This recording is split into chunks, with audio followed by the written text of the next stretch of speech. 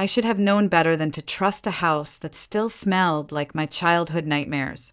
The moment I stepped into my father's remodeled farmhouse in Ashwood, Oregon, with Lily clinging to my hip in her little yellow dress, something deep inside me recoiled. The walls might have been freshly painted, the floors polished to a cold gleam, but the air still carried that sour blend of old coffee, carpet cleaner, and unspoken cruelty, and I hated that I recognized it. Late as always, my father, Peter Adams, muttered without looking at me. His voice sliced through the polite laughter drifting from the backyard like a knife through paper. Beside him, Ellen, my stepmother, flashed a brittle smile that didn't reach her eyes. "Sweetheart, you made it," she chirped, voice sticky sweet and full of venom. I adjusted Lily against my hip and forced a smile. She didn't deserve to feel my dread. She pointed at a stray balloon arch by the patio door, babbling excitedly about moons and doggies. My heart squeezed. She was my whole world, the only part of it I had built with love. Peter's eyes finally dropped to Lily. His lip curled slightly. "So that's her, huh?" he said, as if inspecting a used car someone regretted buying. I hugged Lily tighter. Without missing a beat, he added under his breath, just loud enough for me to hear, "Could have done better." The words hit harder than they should have. I thought I had built walls high enough to keep his poison out. I was wrong. I tried to focus on the buffet of lukewarm casseroles and oversweet punch, on the meaningless chatter of cousins I barely recognized. I laughed when appropriate, nodded at the right moments. Pretended I didn't feel Peter's eyes on me, sharp and assessing, like he was searching for weaknesses. When Lily tugged at my sleeve, asking for water in her babbling toddler way, I seized the excuse to duck into the kitchen. The moment I let her go, even for those few minutes, I felt the prickle at the back of my neck. Something was wrong. I heard it before I saw it, the sharp, panicked cry of my daughter. I dropped the plastic cup from my hand and sprinted back into the living room, heart slamming against my ribs. The scene froze in front of me, Peter standing awkwardly in the center of the room, holding Lily like she was a sack of groceries he didn't know what to do with. Her face was twisted in fear, little fists thrashing, and Peter barked out, "She needs to toughen up, just like her weak-ass mother never did." I crossed the room in 2 strides. "Give her to me," I hissed, reaching for Lily. Peter smirked, turned half toward the crowd of relatives, and shouted, "She disgraced this family first, and now she wants applause for dragging another mistake into our lives." The room erupted in a sickening mix of gasps and nervous laughter. I barely registered it. I saw Peter shift his feet, a mocking stumble, and then, with horrifying slowness, Lily slipped from his arms. She hit the floor with a wet, sickening thud. For a moment, there was nothing. No sound. No movement. The world collapsed inward. I think I screamed. People told me later I did. All I remember was the silence, and then Lily's piercing, breathless wail that ripped the air apart. I shoved past Peter, who stood frozen, arms still half extended like he was balancing blame in the air. I scooped Lily up, running my hands frantically over her tiny body. No blood. Her limbs flailed, her face scrunched in agony. She was breathing, she was alive, but I wasn't taking any chances. "I'm taking her to the ER," I said, my voice shaking, already moving toward the door. "That's dramatic," Peter sneered behind me. "She's fine." I spun, cradling Lily against my chest like a shield. My voice was razor sharp. "You don't get to decide that." No one moved to stop me. Not Ellen. Not my cousins. Not a single damn person. I caught a glimpse of Samantha, only Samantha, hand to her mouth, eyes wide with horror, but even she didn't say a word. The sun outside was still shining. The balloons still floated lazily against a perfect blue sky. But my world had already collapsed into ash. I slammed the car door behind me, Lily's sobs echoing in my ears, and drove toward the hospital like my life depended on it, because it did, because hers did. And deep down, beneath the terror, the rage had already begun to burn. I was never going to let that man near us again. Not ever. The tires screamed against the pavement as I sped toward Ashwood Regional Hospital, my hands gripping the steering wheel so tightly I thought they might snap. Lily's cries had faded into hiccuping sobs, but I couldn't stop glancing in the rear-view mirror every few seconds, checking, rechecking, obsessively watching the small rise and fall of her chest. The 20-minute drive felt endless. Every red light, every slow-moving car felt like a personal attack against the urgency thrumming in my veins. I whispered nonsense to Lily the whole way. Promises that she was okay, that everything was going to be fine, that I had her. When we finally screeched into the ER parking lot, I didn't even bother locking the car. I yanked the door open, cradled Lily against me, and sprinted into the hospital like the ground itself was collapsing behind me. The nurse at the front desk took one look at us and waved me straight through triage. The questions blurred together. Name, age, what happened, when? I answered on autopilot, voice shaking so badly I barely recognized it. She was dropped, I said, from adult height onto a hard floor. She hit her head. I don't know what else. Please help her. Within minutes, they had Lily on a small examination bed, her tiny arms flailing as they checked her vitals. The fluorescent lights made her skin look almost translucent. I hovered, useless, heart pounding so loudly it drowned out the murmur of nurses and machines around us. The attending physician, a young woman with steady hands and a calm voice, knelt beside me. We're ordering a scan to check for concussion and internal trauma.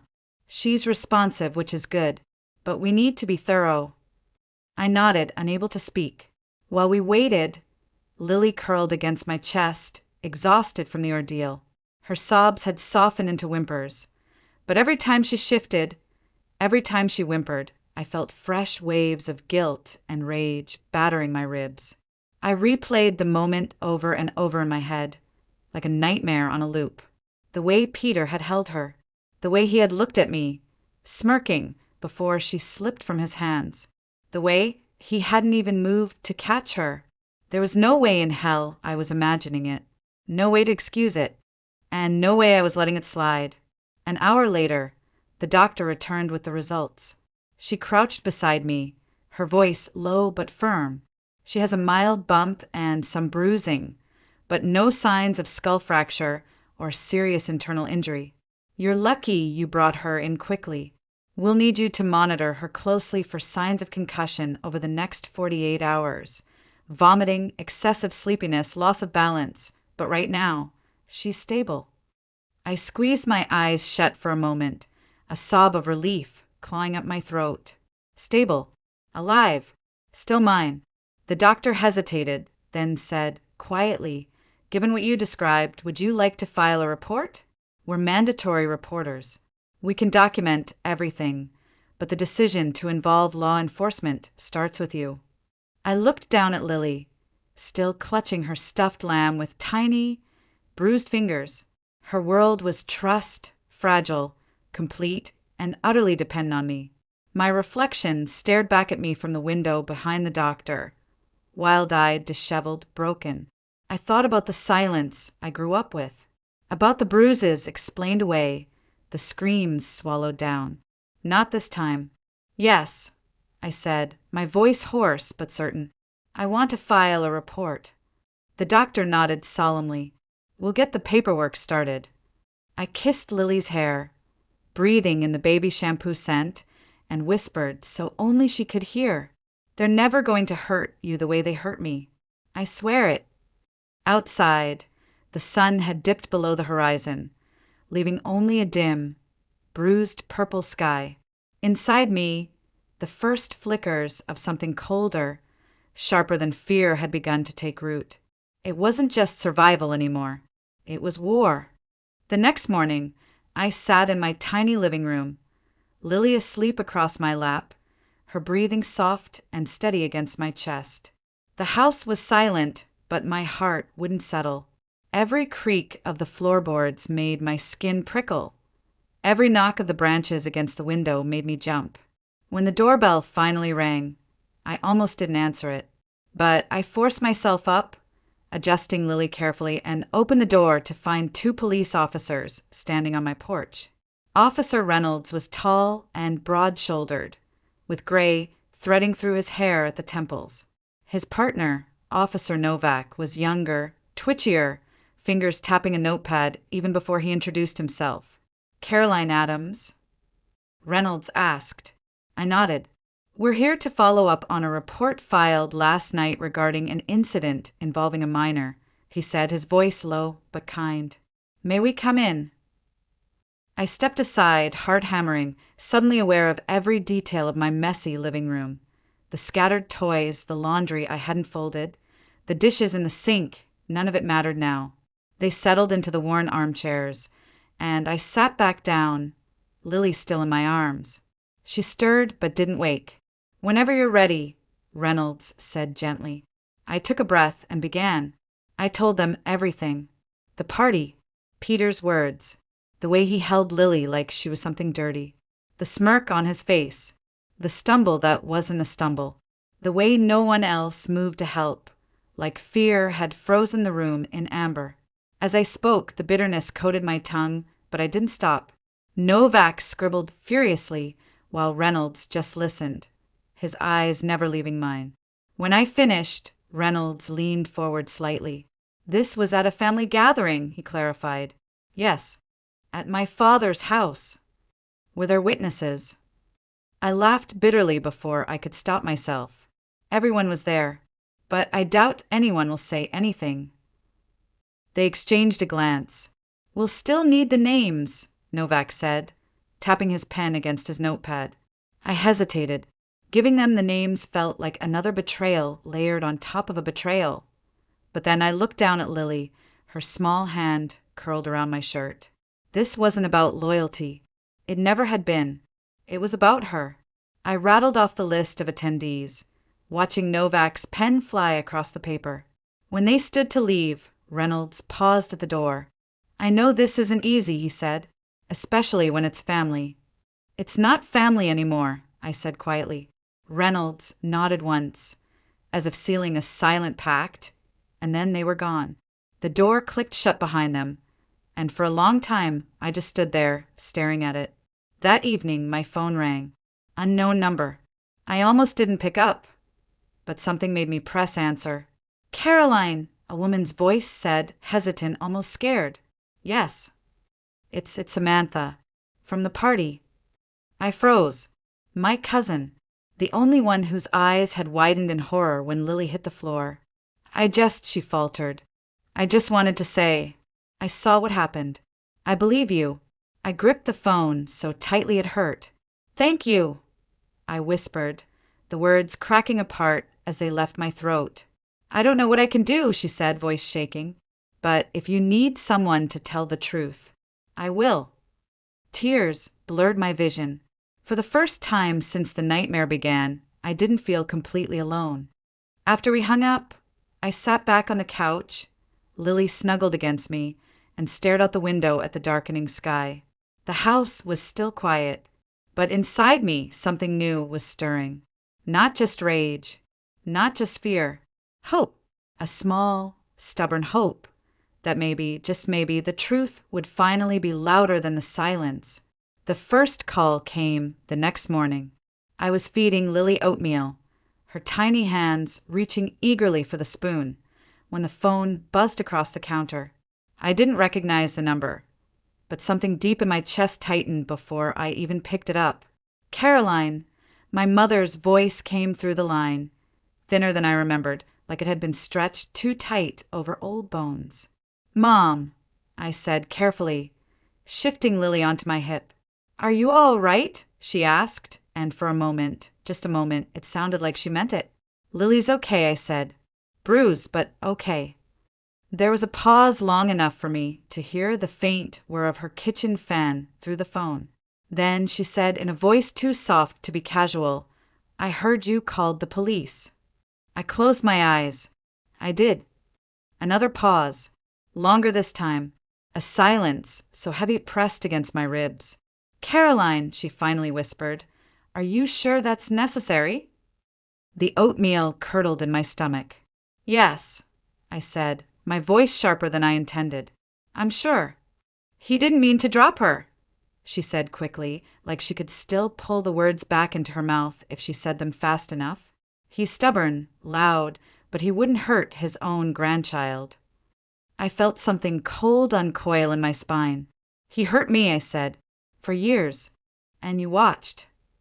The silence on the other end turned into something brittle and ugly. This will destroy the family, she said finally, almost pleading. It's already destroyed, I said, and hung up before I could hear her cry. I stood there for a long time, the dial tone buzzing in my ear, Lily tugging at my sleeve, oblivious to the old wars still being fought above her head. That afternoon, when I opened my front door to get the mail, a manila envelope sat on my welcome mat. No knock, no bell, just an accusation left like a dead thing on my doorstep. Inside was a single sheet of paper, typed neatly in bold black letters. You always wanted attention. Now you have it. Don't pretend this is about the baby. This is about revenge. No signature, no return address, but I knew the tone. It reeked of my father's side of the family, of whispered threats and cowardice wrapped in pleasantries. I kept the envelope. Evidence, I told myself, though the truth was it felt like a wound I couldn't explain. That night, the emails started. One from a second cousin I hadn't spoken to in years. You're tearing the family apart. Be grateful your father even acknowledged you after all the mistakes you made. Another from someone who didn't even bother to sign their name. You weren't even supposed to bring that baby to the party. This is what happens when people like you forget their place. I forwarded them all to Officer Reynolds, my hand shaking, then blocked every sender. But the words lingered, bleeding into the corners of my mind. By the end of the week, I had stopped answering my phone altogether. Every unknown number felt like a loaded gun pressed against my temple. The town wasn't large. Rumors moved faster than cars on Main Street. I could feel the shift when I walked into the grocery store, the way conversations trailed off when I passed, the way old acquaintances avoided my eyes. Peter had spent years building his image here. The generous business owner, the church benefactor, the friendly neighbor who sponsored the Little League team. And I had become, overnight, the woman trying to ruin him. I should have felt afraid. Maybe a part of me did. But beneath the fear, something harder was forming. A refusal. I would not apologize for protecting my daughter. I would not pretend that what happened was an accident. I tucked Lily into bed that night, brushing a kiss across her forehead, watching her chest rise and fall in the dim light of her nightlight. And I made myself a promise. No matter how loud they shouted, no matter how cruel they became, I would not be silent again. 2 nights later, I sat at the kitchen table long after Lily had fallen asleep, the soft hum of the baby monitor my only companion. The house felt too big, too quiet, as if the walls themselves were holding their breath. I stared at my email inbox, half dreading what new venom might be waiting, when I saw it. A new message. Subject line, I saw what happened. My heart stuttered. I hovered over it for a moment, fear whispering that it could be another trap, another knife disguised as kindness. But I clicked it open anyway. It was from Samantha. Caroline, I've been thinking about what happened ever since that day. I saw him. I saw the way he held Lily. I saw the way he let her fall. I believe you. I believed you even before this. I'm sorry I didn't speak sooner. I was scared. We all were. But I'm not scared anymore. If you need someone to testify, I'm here. I sat frozen for a long moment, blinking at the screen, my vision blurring. Someone saw. Someone remembered. Someone was willing to say it out loud. I didn't realize I was crying until a tear splashed onto the keyboard. I pressed my hand over my mouth to muffle the sob that clawed its way up my throat. Hope didn't come in grand gestures. It came in the form of a quiet message, written late at night by someone who decided that fear wasn't enough to keep her silent anymore. I typed back with shaking fingers. Thank you. You have no idea what this means. Within minutes, she responded. You're not alone. Not anymore. I stared at those words until they etched themselves into the cracks of my heart. The next morning, I called Officer Reynolds and told him about Samantha. That's good, he said, his voice steadier than mine. Very good. A witness who's willing to go on record changes everything. I exhaled slowly, feeling the knot in my chest loosen just a little. That day, the sun shone brighter than it had in weeks. Lily toddled around the living room, giggling at her own reflection in the sliding glass door. For the first time in what felt like forever, I let myself smile. Later that afternoon, another knock sounded at my door. I opened it cautiously, half expecting another envelope, another accusation. Instead, I found Noah. He looked older than I remembered, taller, broader. But the same quiet gentleness clung to him like a second skin. I heard what's happening, he said simply, shifting from foot to foot. I didn't know what to say. My throat tightened. I was by the hallway, he continued, voice low. When it happened, I saw the way he looked at you before he dropped her, like it was punishment. Tears pricked at my eyes again, sharper this time. I didn't know what to do, Noah whispered. Uncle Darren pulled me into the kitchen and told me to keep my mouth shut. Said girls like you always made trouble. I felt a white-hot fury ignite in my chest, but I forced myself to breathe, to stay steady. You're here now, I said quietly. He nodded, gaze steady for the first time. I'll testify, whatever you need. I should have done it then. I'm not staying silent anymore. For a moment, neither of us spoke. The weight of years of silence, generations of swallowing truth, hung between us like a ghost. And then, without thinking, I stepped forward and hugged him. He stiffened in surprise, then hugged me back, fiercely, as if trying to squeeze out years of guilt in a single gesture. When he finally pulled away, I saw it in his eyes, the same stubborn fire I felt burning inside my own chest. We were breaking the pattern, piece by piece, person by person, and for the first time, I believed we might actually win. 2 days later, the call came. I was rocking Lily to sleep when my phone buzzed on the kitchen counter. I almost ignored it, but something in me said to pick up. Caroline Adams, the voice said, rough but calm. Yes. This is Detective McLaren with Ashwood PD. I've been assigned to your case. I shifted Lily carefully into her crib, heart thudding. We've contacted several attendees from the party, he continued. Most are hesitant. Some deny seeing the fall at all. I wasn't surprised. Not really. I had grown up in a family where silence was stitched into the seams of every conversation, where looking away was a learned art form. But, McLaren added, voice sharpening slightly, your cousin Samantha provided a full statement. She says she saw him drop the baby. Says he didn't try to catch her. Tears stung the back of my eyes. I pressed a hand to my mouth. She told me, I whispered. I trust her. That helps, McLaren said simply. And there's more. We requested footage from a neighbor across the street. They've got a Ring camera facing the driveway. My breath caught. What does it show? McLaren paused. I could hear papers shuffling on his end.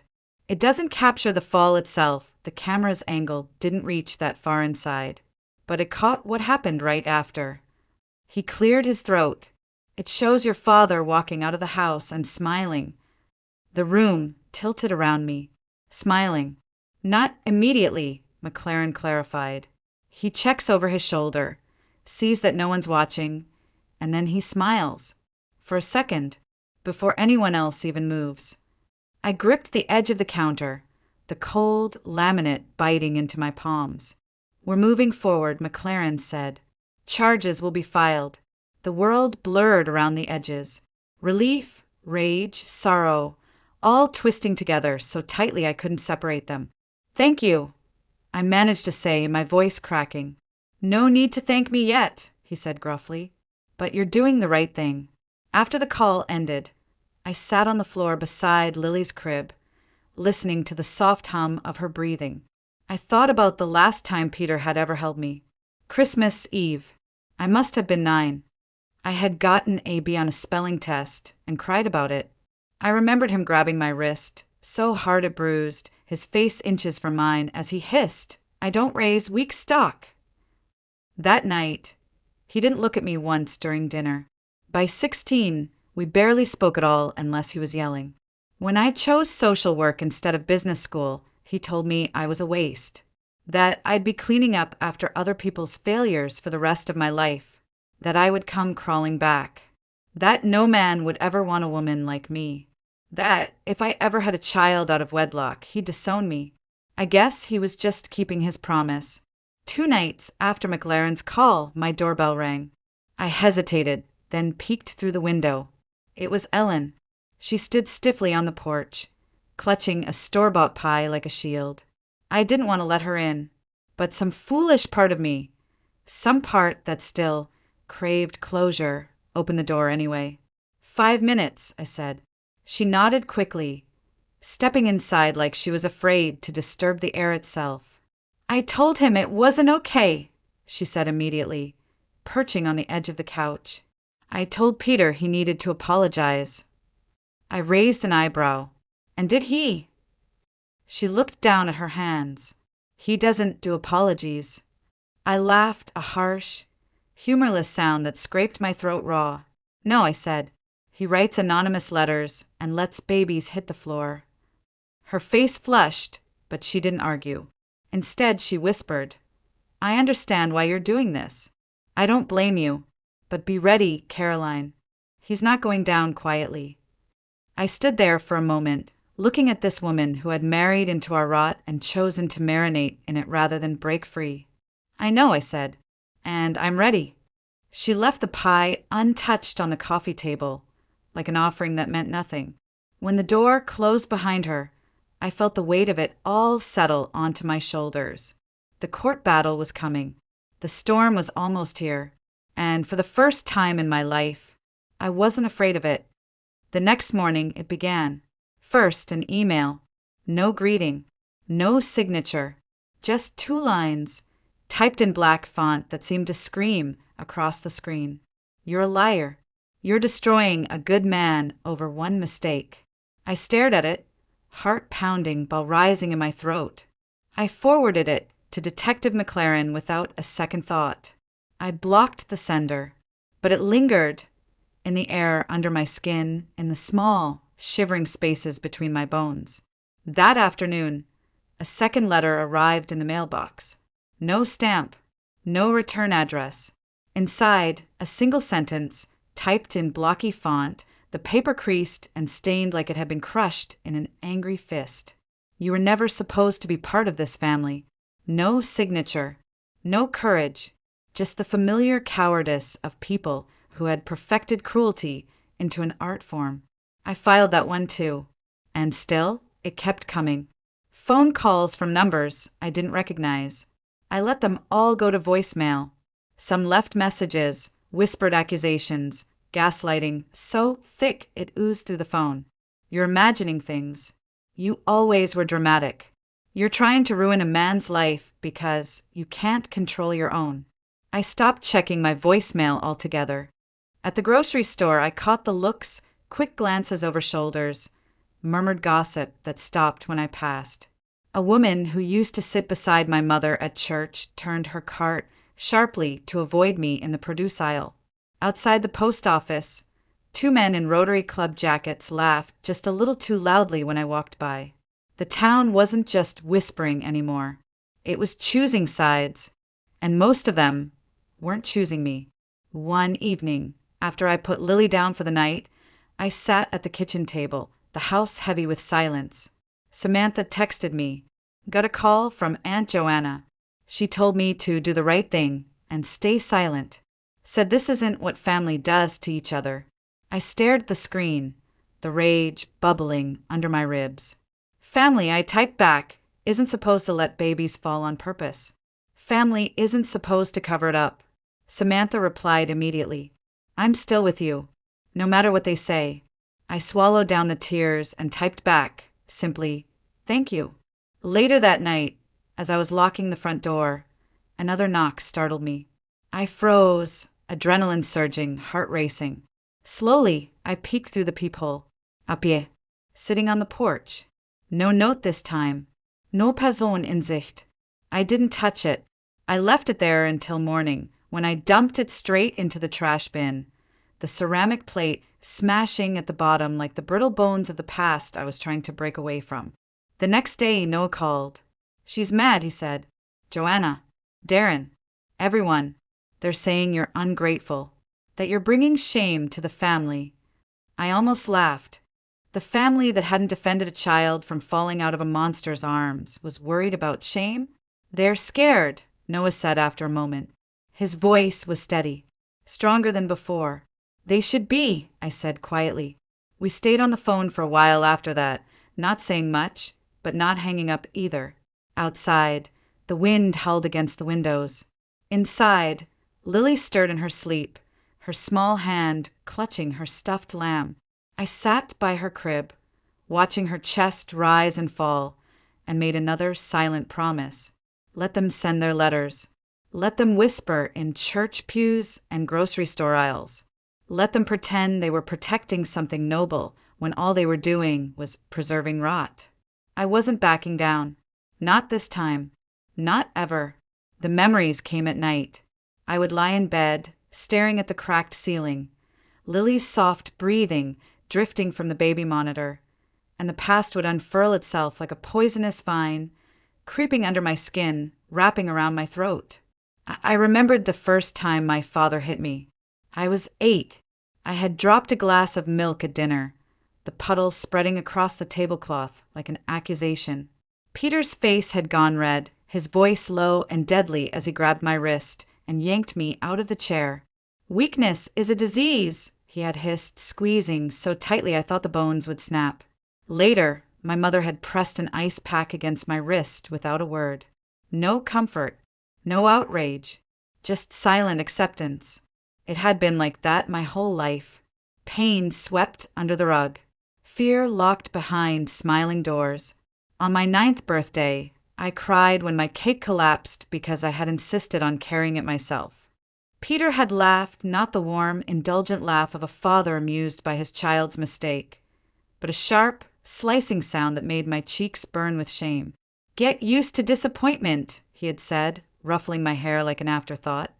I remembered the time in high school when I brought home a B instead of an A, how he had slammed his fist into the wall inches from my face, how I had flinched, how he had smiled, how no one said a word at dinner that night, as I sat there shaking, forcing down forkfuls of mashed potatoes I couldn't taste. And later, when I chose social work over finance, when I said I didn't want to run his precious home improvement business, he had stared at me like I had spat in his face. "You'll come crawling back," he had said. "Mark my words, Caroline. No man will want you. You'll end up barefoot and broken, just like the garbage you think you're saving." I had packed my things that same night and left for college 2 states away. I thought I had escaped. But the thing about ghosts is they don't stay buried just because you close your eyes. I found the old photo album buried in a box in the back of my closet. It had been years since I touched it, years since I wanted to. I flipped through the stiff, glossy pages, birthday parties where I was shoved into the corner of the frame, family vacations where I was a blurred, half-smiling afterthought. And then there it was, a picture I had forgotten existed. Me, sitting on the back porch steps, maybe 10 years old. A faint bruise blooming on my cheekbone. A forced smile stretched across my face, brittle and thin. My mother standing behind me, her eyes not on me, but staring off into the distance, like she didn't even see me. I traced the photograph with my fingertips, the paper cool and slick beneath my skin. And I realized something. This wasn't just about Lily. It wasn't just about one party, one fall. It was about a lifetime of being told that I didn't matter. It was about breaking a cycle so deeply ingrained that even now, with the evidence bleeding through every inch of my life, they were still trying to convince me to stay silent. I scanned the photo and saved it, not as evidence, but as a reminder. A promise. Lily would not grow up learning that love meant survival. She would not learn to mistake fear for loyalty. She would not spend her life apologizing for existing. I would build her a different world, even if I had to tear the old one down with my bare hands. The courthouse looked smaller than I remembered. Ashwood's town hall, an aging brick building with peeling white trim, had always seemed imposing when I was a child, a place of unspoken rules and silent consequences.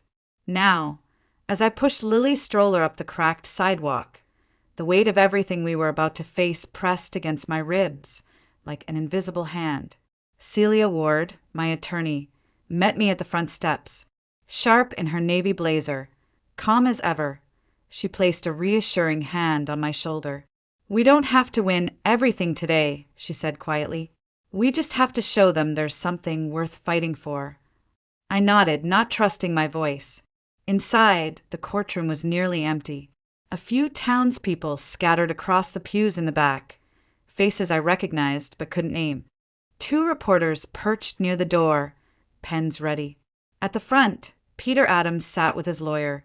Joel Keller, slick, polished, with the kind of practiced smile that never reached his eyes. Peter didn't look at me as we entered. He sat stiffly, hands folded on the table, face blank, rehearsed. But I saw it, the slight tightening of his jaw, the faint flicker of disdain when his gaze briefly flicked to Lily's stroller. He wasn't nervous. He wasn't ashamed. He was furious. The judge, a woman in her 60s with sharp eyes and a sharper voice, called the session to order. Celia stood first, her voice even, crisp, deliberate. She painted the picture, clearly, the party, the history of verbal abuse, the fall, the bruising documented by medical professionals, the footage of Peter, smiling moments after Lily hit the floor. Every word landed like a stone in the stillness. Then she called Samantha to the stand. Samantha's hands trembled slightly as she was sworn in, but when she spoke, her voice was clear. "I saw him drop her," she said. "It wasn't clumsy. It wasn't an accident.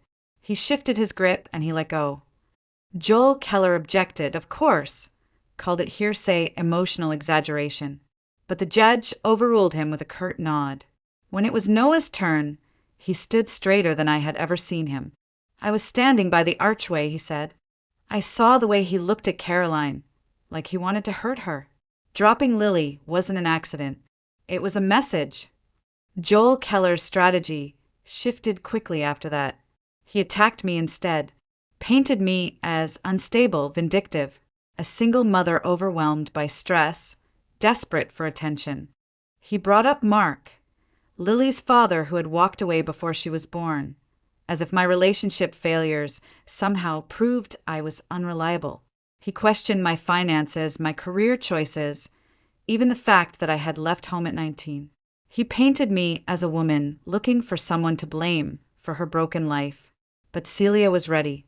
When Keller suggested that I had exaggerated Lily's injuries for sympathy, Celia stood so quickly her chair scraped against the floor. "Let the court note," she said, her voice sharp, that a licensed physician documented the bruising, noted concussion risks, and recommended immediate observation. That is not exaggeration. That is medical fact. The judge nodded slightly, her pen scratching across her notes. Keller sat down after that, his face tight with frustration.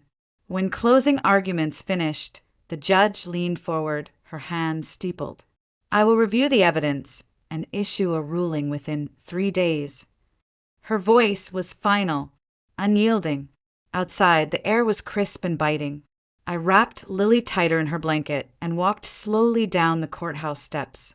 I should have felt triumphant. Instead, I felt hollow, like I had been holding my breath for weeks and still couldn't exhale. "Samantha," and Noah waited by the sidewalk. Noah gave a small nod, his hands stuffed awkwardly into his jacket pockets. Samantha hugged me without a word, and for the first time in a long, long while, I didn't feel like I was standing alone in the ruins. I was building something new, brick by brick, truth by truth, no matter how long it took. The rain started the morning the judge called. It wasn't a heavy, dramatic storm, the kind you see in movies when something big happens. No, it was the quiet kind of rain, steady and persistent, tapping against the windows like an old friend reminding you they're still there. I was spoon-feeding Lily oatmeal when the phone rang. I almost didn't pick up. Some part of me was afraid that if I answered, the world would collapse all over again. But I did. Caroline. Celia's voice, calm but tight. Yes. She ruled in our favor. For a moment, I didn't understand the words. She what? The judge. She found sufficient cause to move the case forward. Formal charges will be filed against Peter Adams. I closed my eyes, pressing a hand against my mouth as the oatmeal grew cold in front of me. We had done it. We hadn't won the war, but we had won the first battle. The door to justice hadn't just cracked open, it had swung wide. Thank you, I whispered, my voice barely more than a breath. You did this, Celia said. You and the truth. After we hung up, I sat there for a long time, the rain ticking against the windows, Lily humming to herself in her high chair. I didn't cry. I didn't scream. I just breathed. For the first time in what felt like forever, I could breathe without 1,000 pounds pressing down on my chest. That afternoon, news traveled fast. It always did in Ashwood. By sunset, the town's Facebook groups were buzzing rumors, half-truths, people picking sides like it was a football game. Some called it a witch hunt. Some said they always knew Peter Adams wasn't the man he pretended to be. A few even sent private messages, quiet confessions of their own. Thank you for speaking. I wish I had your courage. I wish someone had spoken for me. I sat in the living room that evening, the house dim and still, reading those messages one by one. And I realized something. This wasn't just about me. It never had been. It was about every child who had been told to shut up, every woman who had been gaslit into silence, every person who had been taught that survival was something shameful. Later, after Lily fell asleep, I bundled her up in her tiny pink jacket and carried her to the park across town. The rain had stopped by then, leaving the world damp and sparkling under the streetlights. I sat on the same old bench Peter used to sit on when I was a child, when he would bark at me to climb higher, run faster, stop crying. But tonight, the bench didn't feel haunted. It felt reclaimed. Lily toddled in front of me, her tiny boots splashing in leftover puddles, her laughter ringing out into the cool evening air. I watched her, this small, fierce miracle, and I whispered, half to her, half to the broken girl I used to be. You'll never have to wonder if your voice matters. Not in this house. Not with this mother. The wind picked up, tugging at the leaves, carrying my promise into the night. And for the first time I knew, deep down in the marrow of my bones, that no matter what came next, we were going to be okay, because we had already done the hardest thing. We had refused to stay silent. The weeks that followed were a strange kind of quiet, not peaceful, not yet, but different, like the town was holding its breath, waiting to see which way the wind would blow. Peter's legal team moved fast, filing motion after motion to delay the trial, to discredit the charges, to bury me under paperwork and fear. But Celia moved faster. Every baseless accusation they threw at us, she knocked aside with calm precision. Every smear attempt, she met with documentation, timelines, hard facts. They called me unstable. We showed hospital reports. They said I exaggerated. We showed footage. They tried to drown me in noise. We answered with silence and truth. Meanwhile, life went on in small, stubborn ways. Lily learned how to say "Mama" clearly, her voice high and proud. She discovered puddles and crayons and the endless joy of knocking over block towers I spent hours building. I learned to sleep again, a little. I learned to answer the door without flinching, sometimes. I learned that healing isn't a straight line. It's a labyrinth you crawl through, bloody and broken, until one day you realize you're not crawling anymore. You're walking. You're standing. You're breathing free air again. One evening, Samantha came by with groceries, unasked, unannounced. She sat at my kitchen table, like she belonged there, like we had spent our whole lives being sisters instead of cousins, separated by decades of silence. "They're still mad at me," she said, poking at a bruised apple. "I know," I said. She shrugged, a small, defiant smile curling her lips. "I don't care. They were never really family. Not the way that matters." I reached across the table and squeezed her hand. Noah called, too, sometimes late at night when the weight got too heavy. We didn't always talk about the case. Sometimes we talked about old movies, about books we were reading, about nothing at all. And that was healing too. Knowing that the world didn't end at the edges of our pain. Knowing there was life beyond it. The trial date was set for 6 months later. It would be brutal. I knew that. They would drag every skeleton from my closet, pick apart my life until there was nothing left untouched. But I wasn't afraid anymore. Because I wasn't fighting to win back a family that had never loved me. I was fighting to build something new, something real, for me, for Lily, for every silent voice that had been taught to whisper instead of scream. One rainy Saturday afternoon, I found myself back at the park, Lily toddling beside me, chubby fingers gripping mine. We passed the old bench where Peter used to sit, and I realized I didn't feel the old sting anymore. It was just a bench now, just wood and bolts and memories that no longer had claws. I lifted Lily onto a swing, her giggles lighting up the gray sky, and for a moment, just a moment, the world felt right. Not perfect, but ours.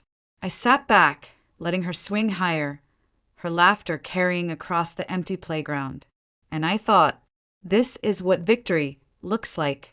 Not courtrooms, not verdicts, not headlines, but this, a child who knows she is loved, a mother who knows she is enough, a future unchained from the failures of the past.